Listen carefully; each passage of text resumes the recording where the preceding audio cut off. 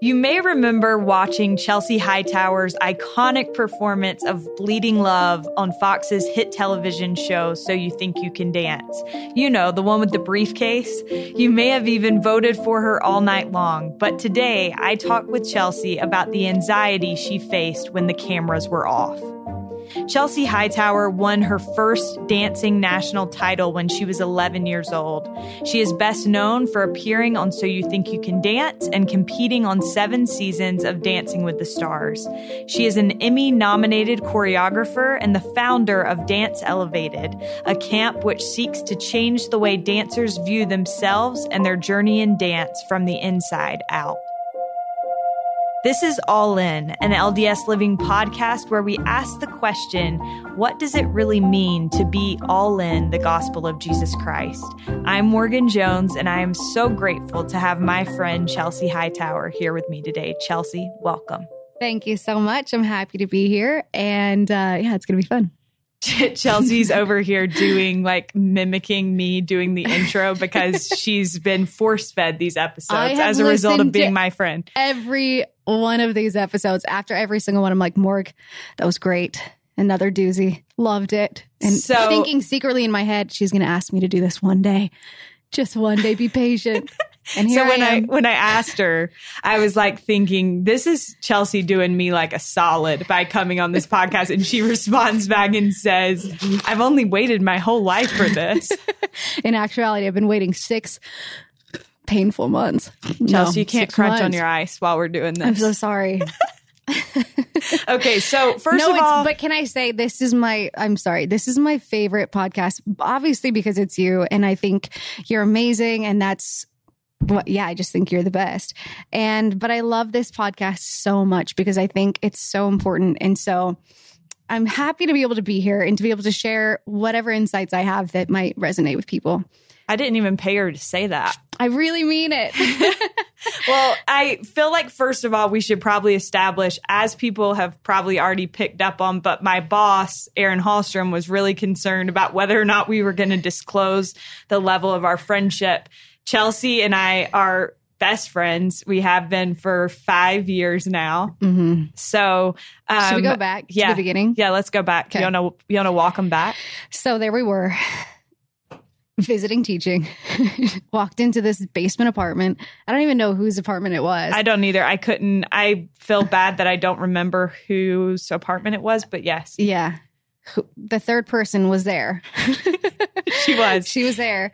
And there was Morgan Jones. And you had your curly long, it was more curly back then, I think. Yeah. I feel like this is going to sound like weird. Like I remember what you were wearing, but I feel like you were wearing something bright. That is a little bit weird. But RIP visiting teaching. But we have visiting teaching to thank for bringing us together. Yeah. And I remember Chelsie had a friend that had just moved to North Carolina. And so I said that I was from North Carolina. And instantly, did I? Yeah, it was Camille Gardner. Oh, that's right. Shout out Camille if you're listening. What's up? But yeah, I remember that. And then after this visiting teaching visit, we both arrived to sacrament meeting at the same time. And here I was thinking, this girl just got off national television. I wasn't really a Dancing with the Stars fan, but I knew enough to know that she had just been on national television. And I was like, she's not going to want to be friends with me. And Chelsie at the same time, we've relived this before, but Chelsie at the same time is thinking. Well, I was thinking, this girl's really cool. I don't know if she's going to want to be my friend. And anyways, that could go back to we could break down the psychology behind that of but I do think there's a lesson to be learned there, right. Which is that a lot of times people want to be your friend and all it takes is being willing to take the first step, which in this situation, totally. Chelsie said, can I sit with you in sacrament meeting? And I was like, of course you can. And from then on. Then you came to my house that night. This is back when they also had ward prayer. Yeah. R.I.P. ward prayer. I think some people still have ward prayer. We just don't go to it. Oh, shoot. Okay. Crap. No, I just added myself. Back when I had hosted a ward prayer at my house, and then we just talked for 2 hours after that. And I remember thinking, it's so nice to find somebody who I feel like I can connect to on a real like gospel basis level. I remember thinking, wow, like here we are having a conversation about like scripture and a love for the Lord. And that was like so refreshing, I think, just because I think there's no better way to connect with people than to connect on a foundation of believing in Jesus Christ. Yeah. And the cool thing with our friendship has been that that's kind of been the foundation all along. And so Chelsie and I do have some things where we're the same, like our faith is very important to both of us, but we also have some things where we're pretty different. Yeah, pretty different, like scheduling things. Chelsea's always late. I'm always late. I'm always on time. Yeah. But it's good for me because it does help me to like think about, okay, I need to be more on time. Like I need to like, except for dinner the other night, I know I was 15 minutes late, but then there are other things really where I've learned a ton from Chelsie. And so I just am so excited for listeners to have the opportunity to get to know you today through this conversation, hopefully. So thank you. It's an honor to have this chance to introduce listeners of this podcast to the Chelsie Hightower. Oh, thank you. I am stoked. I'm actually really excited to be here because the gospel it's one of the things I'm most passionate about. It's a vulnerable place to be sometimes, but yeah.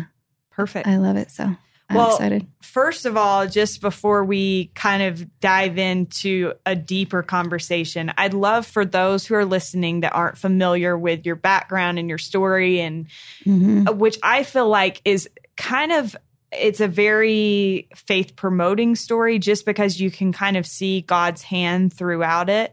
Can you give people just a little bit of background on you, Chelsea?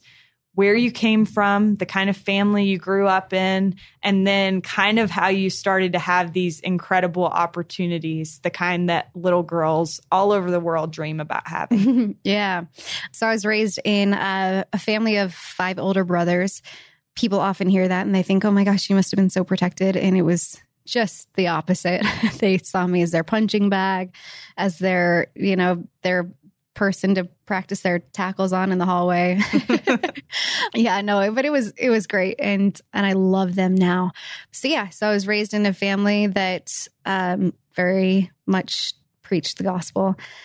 I found this out the other day. Chelsea's family was like the family that sang in church together on a regular basis. So that gives you a little bit of a visual. Yeah, that's right. Little Chelsie, the only girl with a bunch of boys. That's right. We sang Families Are Forever. Families can be together forever. And me and my brother just completely missed our whole line. While I'm in my early years. Just didn't come in. The rest of my family's like, what was that? Anyways, great story. So anyways, home life was good for the most part. And I think the gospel always makes things a lot better, but we definitely didn't always have the easiest of paths. And I think I saw from an early age this idea of a perfect family and what I thought was a perfect family, and have a complete paradigm shift in the experiences that we went through and the things that I found out and the things that we found out from a young age.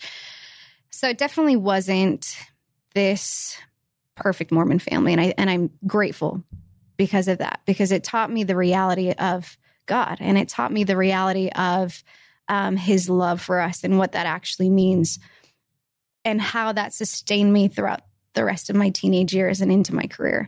And that really gave me the foundation for who I wanted to be.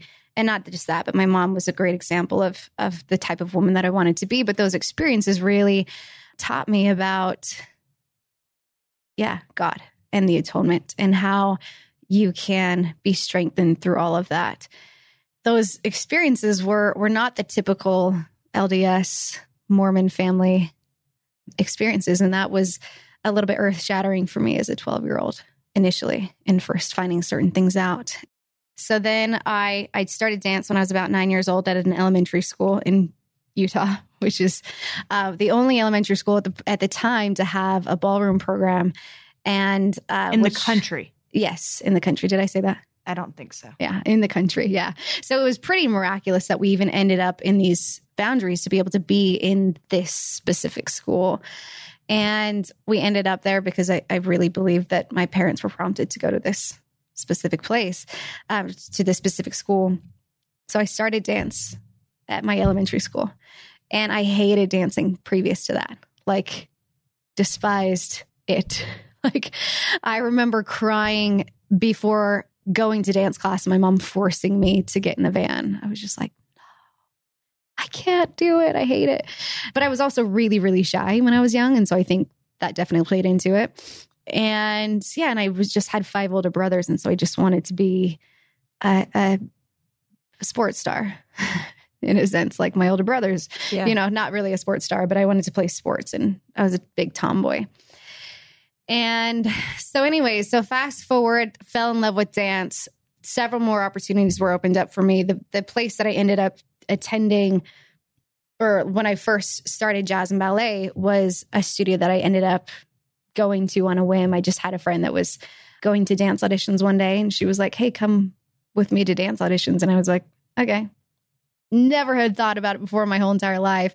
At that time, my family really didn't have the type of money to be able to support that. But my mom let me do that. And then through that experience, I was able to train in some other styles. And then during that time, my mom forced me to stay in a BYU ballroom program, which I have nothing against BYU, but I just did not want to be doing ballroom at that time in my life because I just wanted to dance. And she forced me to keep my foot in the door. And she just said, I don't really fully understand why. You just need to. And I was like, fine. I guess I will. I did not want to at all. And then this family called BYU and they said, hey, we need a recommendation for a girl to come and to dance with our nephew, who we pay for all of his training for. And I remember thinking, his name is Keith Barton. Nice guy. Why is Keith Barton calling my mom? This is so weird. And they were pretty well known in Utah at the time because they were doing dance on a whole different level. We were all getting our dresses made by the neighbor down the street, and they were getting their dresses made in England and getting coaches from LA and New York. And so it was a pretty unique opportunity, and one for me to be able to walk into from coming from a home that did not provide those opportunities and was not even able to even start to provide or begin to provide those kinds of opportunities. To be able to have this opportunity was huge. And it was just something that I knew that it wasn't anything but God opening doors for me, Heavenly Father opening doors.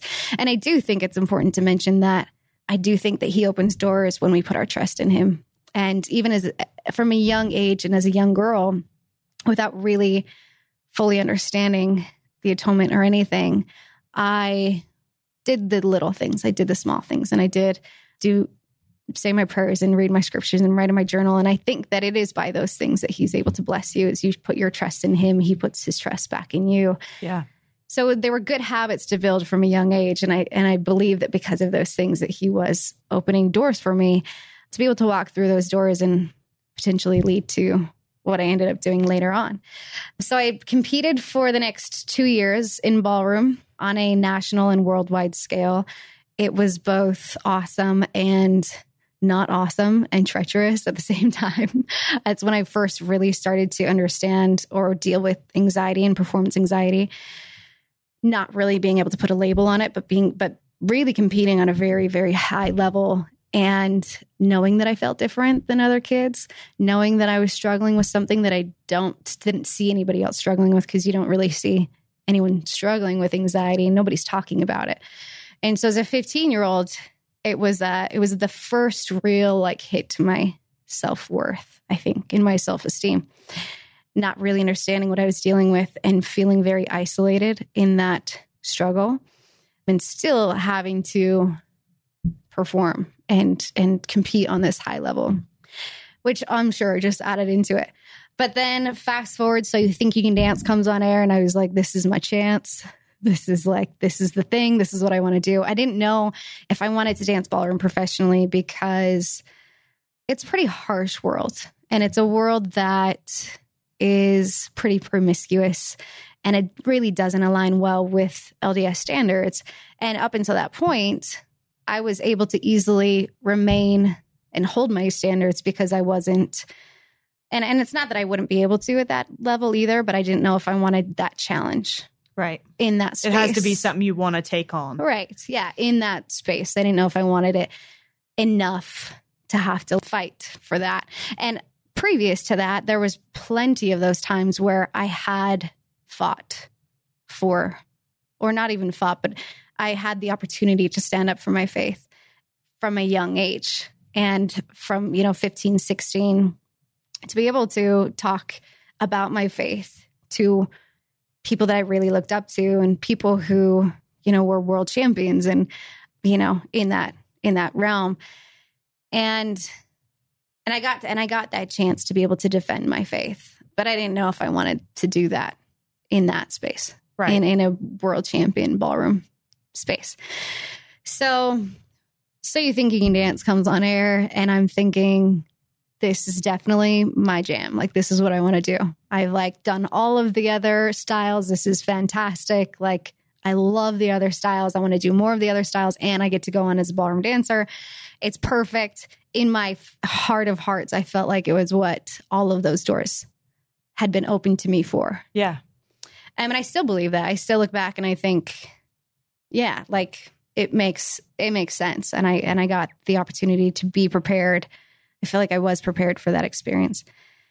And then how much more do you want to know? Do you want me to keep going? Yeah, keep going. You already know. You're doing a great job telling it. So I went on to So You Think You Can Dance. And it was everything my heart dreamed of and more. I absolutely loved it. It was the best experience of my life. And I do think that so much of it was because of where my mindset was at, where my faith was at, how much I relied on Heavenly Father through every single step of that process. Like I had said previously, I'd had some major performance anxiety and issues with performance anxiety. And knowing that if I was going to be on So You Think, that I would have to learn how to overcome those things for that journey.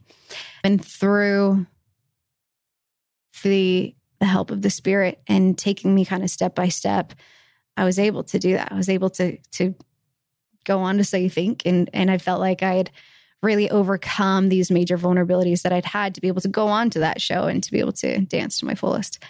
So I was stoked about that. Because you're like, I've beat it. Yes. I've conquered performance anxiety. Yeah. I've conquered anxiety in general. My confidence level was like at an all-time high because I was like, this is fantastic. I will never have to struggle with this ever again. This is so great. Anxiety, check. What else you got for me, life? Yeah. In my head. I'm ready for the next step, for the next hard thing. Like, bring it on. But then I moved out to LA. So I went through the tour for So You Think, moved out to LA. And pretty soon after that, I started feeling the anxiety coming back. And when you think you've overcome something and then it comes back, you just think you've lost. That's how I felt. I just felt like I had already lost. And I think that was a seed that was planted by the adversary to make me think that I would never have to deal with this again. Because look, I mean, logically, it's like, well, yeah, of course, like your brain or whatever, your body chemistry is wired in that way. Is it ever going to just going to be a one and done kind of thing? Well, there's always different circumstances in life, and you're always going to have to figure out how to handle that challenge in a different circumstance. And it could be the same exact challenge, but with different circumstances, you're going to have to learn how to conquer it again. Yeah. And I didn't understand that at the time. I thought, I've lost this battle with anxiety, And so I felt defeated immediately as soon as I started to feel it coming back. But I continued to move forward. But I think that there was a seed there that was like, I've already lost. And as much as I fight, I'm still going to lose eventually, which is a really terrifying thought. Yeah. You're just waiting for when I'm finally going to lose. Yeah. Right.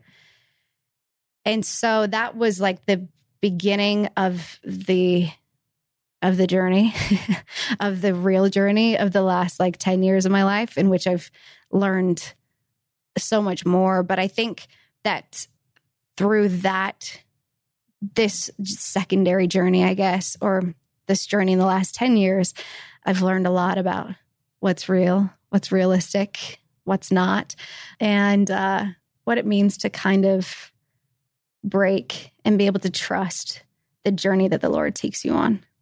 I think when I had initially felt that, and this is right before I started Dancing with the Stars, when I initially felt that anxiety, I'd felt like everything I'd worked for had just been broken in a sense. And so I felt like I'd ruined my plan in a way. Here was this perfect plan in my head that like God had all these things in store for you and you had messed it up. Right. Yeah. Which is really, really, really intense. Yeah. And I can understand how intense that is. And there were several underlying things that were adding into that intensity that was also part of my childhood and part of this lack of foundation that I'd felt and part of, I've gone to therapy for like 5 years. Thank goodness. Hallelujah therapy. I love you. But that's really helped me to piece like many of these pieces together, and maybe we'll get to some of them. But there were several pieces that were going into it. But yeah, this idea that like I was working towards this plan and God had prepared me all along the way, and he'd opened doors and he'd done this and he'd done that. And then I'd done So You Think You Can Dance. And in my head, it was just supposed to keep going up from there. And it didn't work that way. And so for me, it felt like I had really messed up in that plan. And through that, just kind of started questioning everything, started questioning my whole foundation, started questioning, if there is not a God, what will I have? What will I have to fall back on? Because it felt like I wouldn't have anything. And even in that questioning, I think I felt like I had messed up, and I had felt shameful because I'd messed up, because I was questioning something that I once knew so strongly. And in my heart of hearts, probably did know. But anyways, yeah. Yeah. But I think that that's an important point to touch on, is that it's okay to have moments or long moments where we're questioning things, that it's okay to explore our faith and to not be afraid of that, but instead to embrace those as opportunities to draw closer to God and to figure out what we really do believe. And so for you, when you started experiencing that anxiety, what shape did that kind of take? What did that look and feel like? This, like when I moved out to LA, yeah, it felt like chaos. And how old were you at this point? 19. Yeah, 19. And I'd known, and like I said, there were several factors leading into this. The fact that I knew that I was about to perform in front of 20 million people every single week, that probably underlying all of that, didn't know if I was truly good enough for. And it's funny because you look back and you like, if you watch my footage from my first season, you'd probably be like, you're crazy. But it doesn't really matter sometimes what the reality is. It's what your belief system is. And I think I had gone back to that 15-year-old girl that had struggled with anxiety so much, that had felt like I wasn't worth it, or not worth it, but I wasn't good enough for that space, or that, space of competition, that came back now looking into going into like another ballroom competition type thing. And so that part of me, I think, had come back along with the first time that I'd moved out by myself, being 19, wasn't with my family and my safety zone anymore. And the first time that I was really being challenged in like my beliefs. And yes, I had built this whole foundation based off of my belief in God, but now was the first time that I really had to stand alone, and not just stand alone in a city, but stand alone with pressure underneath it, because that was really what I relied on to succeed. Always. Like pressure. It was always God. And he was always my source of strength. And he was always my source of success, I guess. And so if I didn't have that faith with this pressure kind of building up, what would I have? And so I think there were several aspects to it. A little bit of like feeling kind of shameful that I'd doubted those beliefs, but then just feeling so scared. I was just scared. As a 19, I was just so scared. And I had already put self-inflicted pressure on me. But then I think this past of my childhood was kind of like creeping in as well. And some of those more traumatic moments in my childhood and scary moments from that were kind of threatening my life almost, is what it felt like. At one point, I think it really felt like a matter of life or death, because that was, I think a part of me was like this idea of like either me as a child, like, because there were several moments but there were several moments in my childhood where there were times when my family didn't know if we would have a house the next day. And so our lives were threatened. Our foundation was threatened of whether or not we were going to be homeless or be able to survive in a sense. And so coming out of like those experiences, it was, my success was a matter of life or death. It wasn't just like, we're having fun on national TV. It was like, this is a really serious matter for me. Yeah. It's very intense. Yeah. Survival.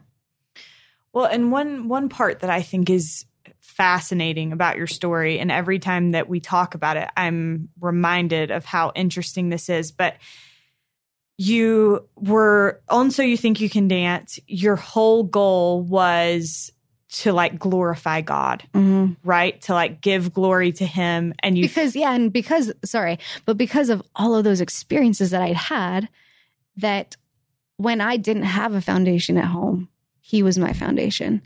And because I had those intimate experiences with him from a young age, I wanted to glorify him, and I wanted to do it. And of course, live out my dreams, because that's awesome. But being able to do that and being able to do it for God was about the best thing in the world. But keep going. Okay. So then this is where you start to realize how we know each other front and back. But so then you're on Dancing with the Stars, and you start to feel like you're losing a sense of yourself, and you're losing your footing. And so then there's like this sense of panic. And instead of like giving yourself credit for the fact that you were handling something at a very young age that was a lot coming at you, instead, it's kind of like you started to lose yourself even more. Is that right? Yeah. I think at one point, like, so that seed that I talked about that was planted initially when I first started feeling that anxiety coming back, that seed that was planted, that was that seed that in my head I thought I'd already lost. And that was only a matter of time until I would completely lose the battle. And I think sometimes you have to go through that, and you have to go through the whole spectrum of it to be able to get on the other side. Because if somebody had told me in the middle of that, like, that's not true, I wouldn't have been able to let that belief go, because I had built up so much on the other end. So like the positive side of things, I'd built up so much of this whole psyche. And I will say I read the book, The Secret. And I think it can have some really great things in a book like that, but it's not the full truth. And the part that's the issue is that it takes away God's will, and it takes away his plan for us. And so if you think that you have control over everything, I think that's how I kind of had built my psyche, is that I had control over everything. And that if I just said this prayer, that God would give it to me immediately. And because I believed that would happen, and because I was faithful, and because I knew that he was there, all those things. But then when it started working against me, it was that I was responsible for all of the negative things happening to me. And it didn't matter what they were. It didn't matter if it was somebody else coming at me. I was responsible for all of those things. And so it hit me and it hurt me, and it like would just pound into me 10 times harder. And so I think that's just one way that something like that can work against you. For me, it really didn't help in that situation where it was like this intense pressure. I needed the atonement, but I was also almost scared to even access the atonement, because I had this idea that I had to control everything, that I didn't want to lose. I didn't want to try and then fail, if that makes any sense at all. So I just kind of put my faith like in a glass cupboard just away. Yeah. Because I didn't want to tarnish. I didn't want to try and then fail and then be in a worse place. And I think anyone who's dealt with anxiety might understand how that feels.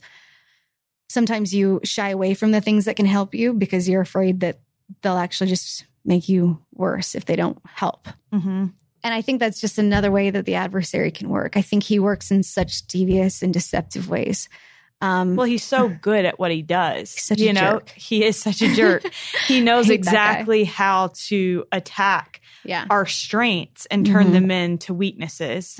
Just like our weaknesses can become our strengths can become our weaknesses. Yeah. And I think with you, I'm always struck by the fact that here was this little girl trying so hard to do what she thought was right. Mm-hmm. And that Satan used that to make you feel like you had already let yourself down. Mm-hmm. You'd already messed up. You were past the point of return. Mm-hmm. And I think that's the way that he works on a lot of us. He tries to make us feel like we are past the point of return. And the reality is there are very few points of no return. And so I love that in your story, Chelsea, you woke up to that and recognized that Satan really was just a jerk.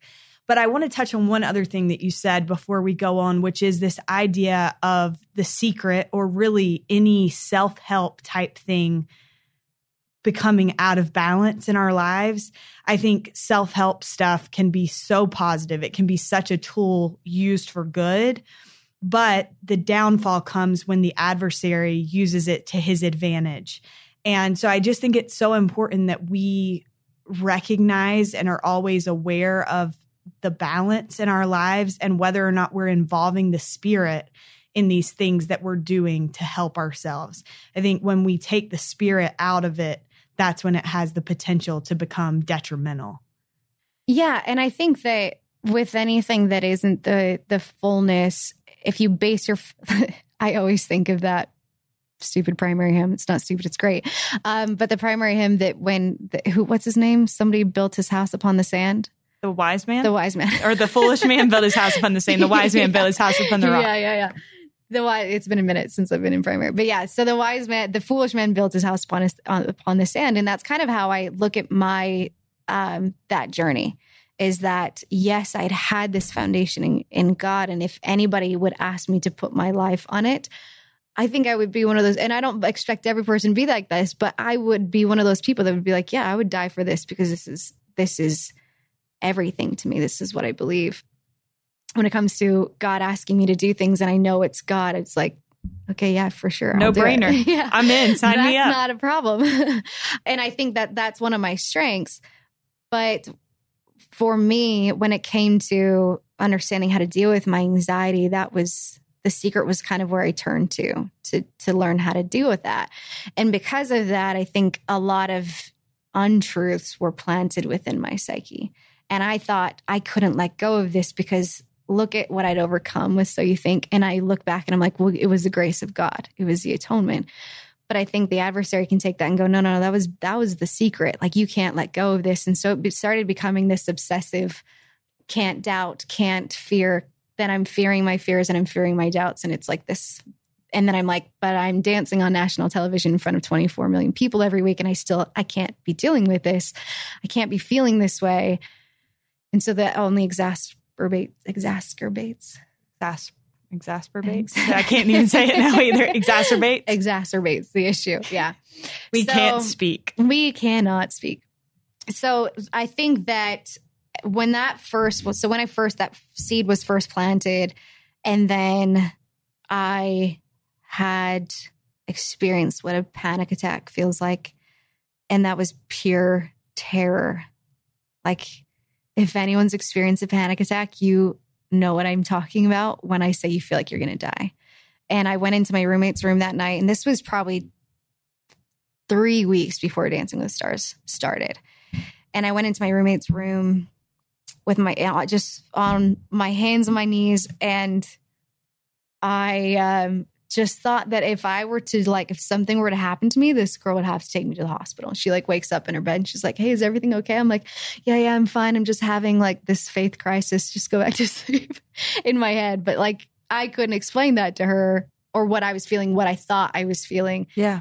Because she wouldn't understand. And anyways, it's kind of funny now looking back, but at the time it was not. Terrifying. Yeah, it was terrifying.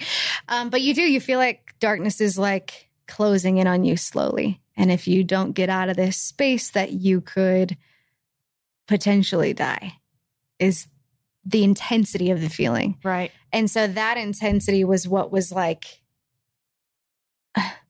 what's this like? You see what I'm doing? Yeah, I can't. We're Like playing charades right now. Like an animal. I got nothing. Just like creeping on me from behind, Yeah, you know, where yeah. it was like this feeling of what this like death feels like if I don't pull myself together. And that was, I think, the like cracking open period of like, this is when it felt like I just fully like broke. Right. And anyways, these viewers are like getting a lot more than they probably bargained for right now. They're like, this chick's got issues. Anyway, so we've all got issues. I got issues. Julia Michaels said it best. But yeah, so that was like this feeling that was kind of, that was the feeling that I think I was fearing that I would, when I eventually lost, that place was the place that I would go back to. Right. Which is very intense. It would overtake you. Yeah. Yeah. It could. So we talked before we started this recording about how we want to make it very clear that this is still a process. Yeah. That it's not like So You Think You Can Dance, where it's like, I beat it. Yeah. You know, no, I am not. That anxiety is still something that you're dealing with and working through. But I do want to talk a little bit about some of the things that helped you come out of that. Yeah. To get to a place where you're able to recognize, call it what it is. Yeah. Well, first we should recognize that I took those experiences, and like I had with every other bad thing that had happened in my life previous to that, and I was like, you know what, I'm going to use this as ammunition, and I freaking crushed my first season of Dancing with the Stars. You should go back and watch it. You and Ty. Maybe second, maybe third. Yeah. Yeah. No, but yeah, I'll do that. You probably haven't even watched it, have you? No, I have watched some. I've watched some dances. I'm not mad. I'm just kidding. Pause really quickly. We have to acknowledge this. I was recently on a road trip with my mom and my grandma. And my grandma knows Chelsie as the girl that has come to our home for Christmas and Thanksgiving. Aww. She had never seen Chelsie dance. Sweet And Judy. so my mom was like, well, Morgan, pull up one of Chelsea's dances and let grandma see. And my grandma could not get over it. She was just like, wow, that doesn't even look like the same person. But like Chelsie, when she gets in her element, I do think that's important to acknowledge. Even when you're dealing with these things, that doesn't mean that you can't turn it on and turn it off and do your thing on national television and then go home at night and struggle with these things. Yeah. So when I think the first few seasons, I had very much honed into all of the tools that had helped me in what makes a great performer, which is letting go of the uncontrollables and being able to release the pressure and being able to just focus all of your energy on, only the things that you really can control. And again, because it was a matter of life or death, I did it really, really well. And dancing like your life depended on it. Because it literally in my head at the time it was. And so it's not that those strengths were lost on me. It was just that there was this thing that was haunting me a little bit that I would at some point need to address.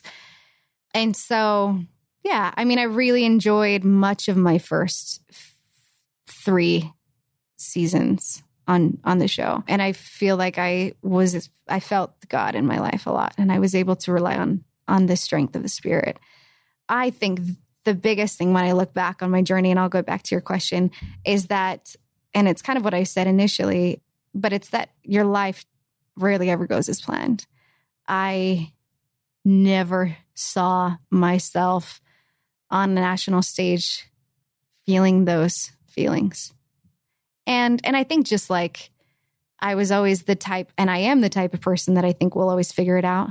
And so to feel like I was in a place where I couldn't figure it out was the first time in my life where I felt like I like could not control what was happening in my life. And so that was the first, I think that's been my own, like, I don't know, my own cross to bear. Yeah. My own battle. For sure. But yeah. And your question, let's go back. Yeah. I was like, are we going to come back to that, or do you want me to ask it again? This is about to get really awkward. So I just, for the next, and like there were a lot of really great moments.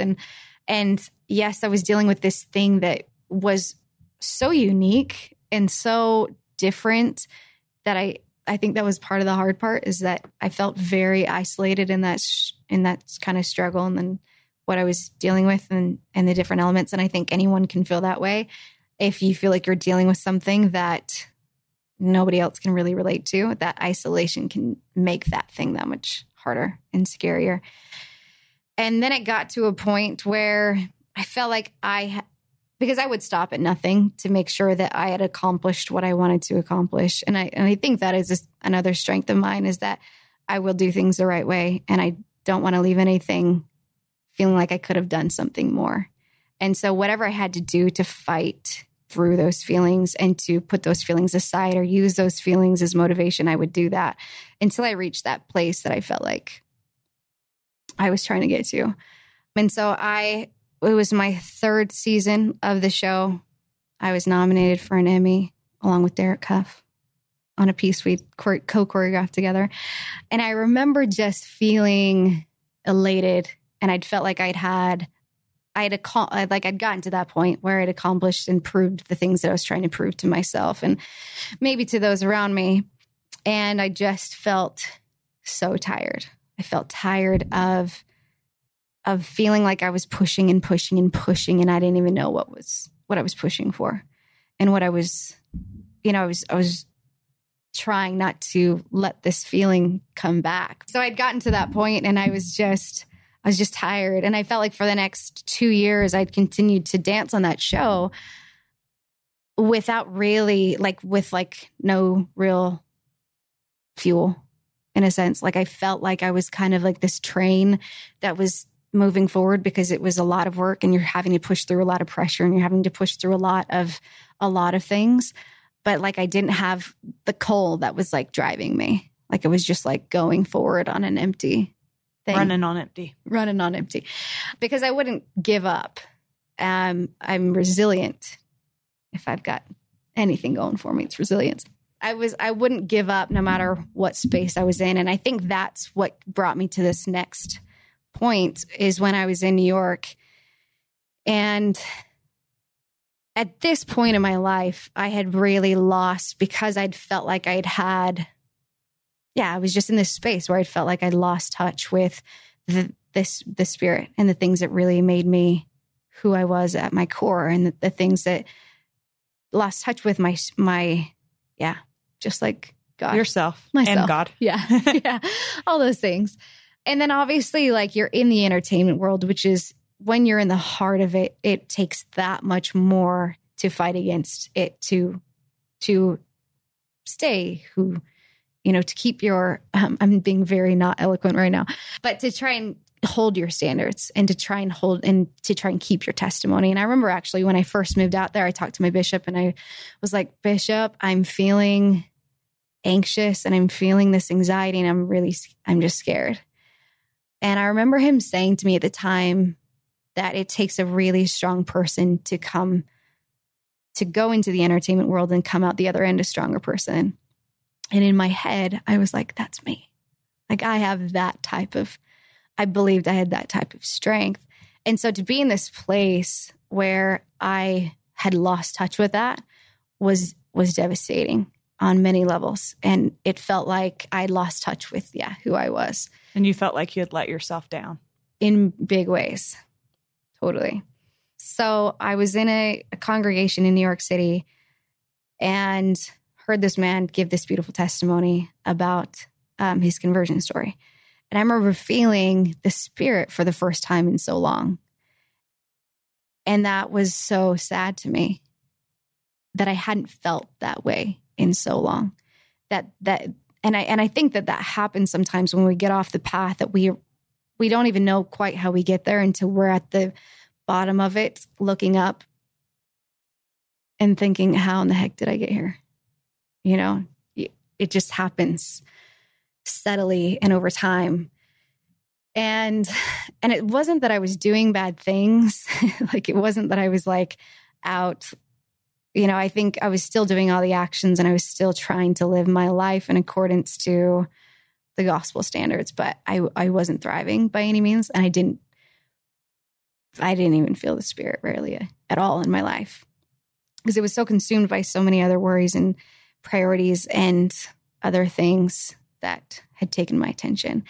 And all of this just like muck that I already have talked about and explained. But I was devastated in that moment. And I remember crying, kind of an empty cry. It was just like this, like tears falling down my face and still feeling the same way, but knowing that I needed a change, and knowing that something had to give at some point, because I could not continue to live the way that I was living. And in that just state of like, just in that state. And so I didn't know what it was going to take, but I prayed to Heavenly Father that if it was the career that He needed to take away from me, that He just needed to do it, because I didn't have the strength to walk away at that point. Because how can you walk away from an opportunity like that by yourself? And when my faith was already struggling so much, I just needed Him to take it from me.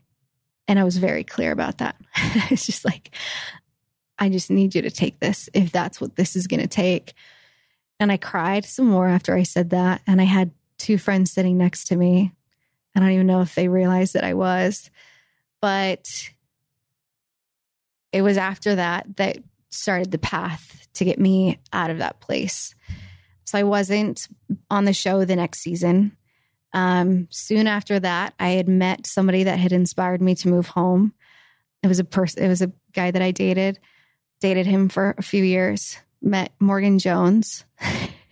That's a really important part of this timeline. Yeah, it is. Psych, it really is. Served in the Relief Society presidency. And it was just all of these little steps. And I think when I felt so tarnished, where my faith and my spirituality was so affected by all of these things, that these just little things where I felt like the Lord was showing that He still trusted me meant so much to me. Like, it was like something as little as like you asking me to be in your Relief Society presidency. Like, that meant so much to me, because I had wanted to just know that He still trusted me, or I needed to know that He still trusted me and that He was still there. So it was just a bunch of little things that I could continue to speak on that continued to help me along this process. So listening to all of that, it's interesting, because they're all things that I've heard before, but there were different parts of the story that stood out to me more this time. Yeah. And one part was the conversation that you had with your bishop. Mm-hmm. And I got like full body chills just because I was thinking about it. And I'm like, sometimes I think we get caught up in like the short term of things. And we're like, okay, well, in this moment, I failed. Mm-hmm. But now looking at it, it's like you actually were that person. You know, you went to that place and you did come out on the other side. And maybe it took a little bit longer. Maybe it took a little bit of a detour. But I think that's the way that life works, and the way that God works in our lives, is that oftentimes it doesn't look exactly like we imagine that it would look. But we do make it out. And that is through the grace of God and through the grace of Jesus Christ. And so before I get to the last question, Chelsea, I just wondered, what have you learned about God and about God's love from this experience that you've described? That it's so much different than I thought it was.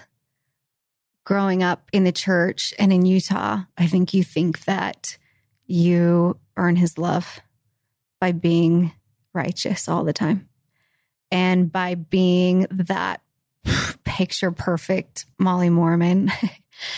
It's not that I had that perfect family. I mean, if I went into my home life, that would be a whole different podcast. But I think in my head, it was like, well, I can't control somebody else's agency, but I can continue to be faithful always. I just think I never saw myself struggling with faith because it always was a strength of mine. And so to be battling and struggling with something that is your strength was a really hard pill for me to swallow and wrap my head around. And which is why I think I felt like I'd lost, because I thought that this was my battle and my weapon against the world. And this was my tool to success. And now I'm struggling with like the one thing that I knew that I'd had. And I think that I'd felt like, whether I could articulate it at that time or not, I'd felt like I'd lost God's like trust in me and his like love for me, which is crazy if I'm like talking to somebody else about it. Cause I'm like, what? That's so crazy. Like, of course he's going to love you always, but learning that his love extends to every person, no matter what. And no matter what they do, no matter what they say or the bad decisions they make, that love is endless, and that love will never fade. And so I think I learned, that his love is far different than I thought it was, in a very real sense of it doesn't matter how many times you've messed up or how, far you fall. That love is always there. Thank you. Yeah. Last question for you. Yeah. And this question is coming. I love this question. What does it mean to you, Chelsie, to be all in the gospel of Jesus Christ? I've obviously heard you ask this question on this podcast before because I'm your biggest fan, of course. And I've always thought that my answer would be different than what I feel it is now. And I feel like for me, what it means to be all in is to just hang on, is to stay in the boat. There's a really good talk about this, but that there might be times in your life, like 20-year-old me who felt like, or 19 or 18-year-old me who felt like I was crushing it in my faith, and who felt like putting the Lord first was easy and it was effortless. And how could I ever live my life in another way? But then there's going to be times in our lives where I think it's just going to take everything within us to just hold on. And I think it's just that commitment to holding on when things are hard. I feel like I'm like bearing my testimony right now, crying. But I think it's just it's just holding on no matter what you're going through or experiencing. It's just staying. Thank you. Yeah. Chelsie, it has been a delight to have you. So many tears. I'm over here crying too. That's what people can't see. This happens every time. Yeah. Well, it's what happens when you're interviewing with your best friend. Things just get real vulnerable. I just am so grateful to you. Thank you. Thank you for your example that a lot of people haven't had the opportunity to see on the level that I've seen it, but I am appreciative, and I hope that people got a small taste of just how wonderful you are. So thank you. Right back to you, Sister Jones. We are so grateful to Chelsie Hightower for sharing her story and experiences on this week's episode. For full transcripts of each podcast episode, plus related links and resources, visit www.ldsliving.com/allin. Thank you so much for your continued support and for all the love you've shown us. We'll be back with you again next week.